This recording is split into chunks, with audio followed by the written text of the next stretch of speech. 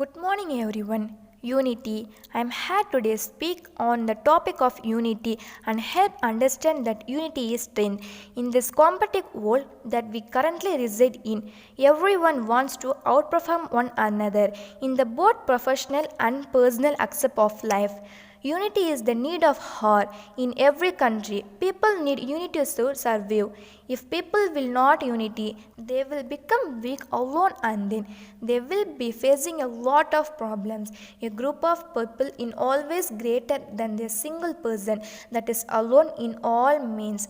The consequences of lack of unity will be very dreadful. To sustain peace, unity is essential. Peace with respect to the whole country, peace in our society, and peace at our home can only be obtained when people are united.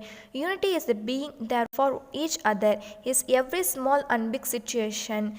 In conclusion, I am will saying by leave you that unity is strength. Where there is unity, there is always victory. Thanking you.